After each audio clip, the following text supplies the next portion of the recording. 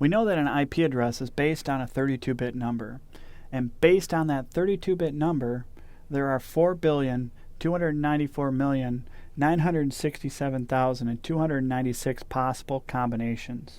In classful addresses, there are 5 different address types. 3 of those types are unique host assignable IP addresses, or class A, B, and C. One of those types is multicast IP addresses, and those are class D.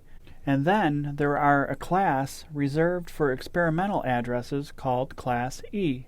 Another way to define a class would be to refer to it as a subnet.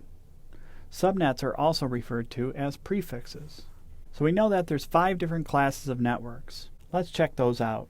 Class A networks are comprised of 127 networks, each with the ability to host 16,777,214 hosts. The first octet of these addresses is going to be 1 through 126, and the mask is going to be 255. The mask helps us determine which part of the address is the networks and which part of the address can be left over for the hosts.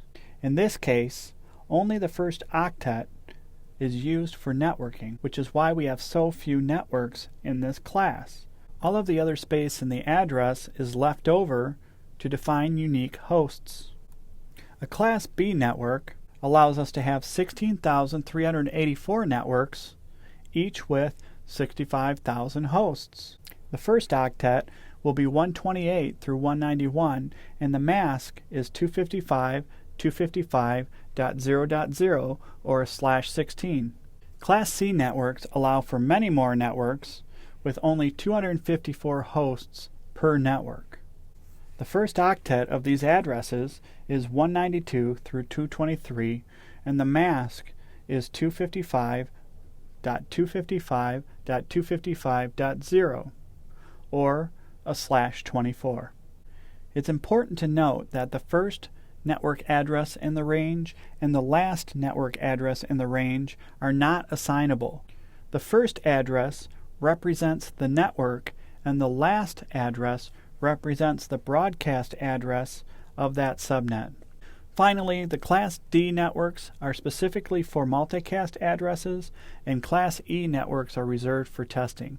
So as you can see, Class A networks were originally assigned to very large corporations.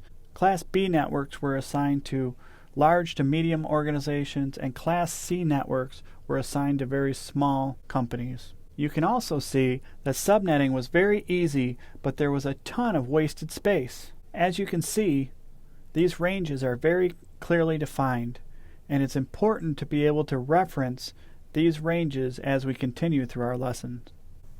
Please join me for the next lesson, Understanding Private IPv4 Addresses.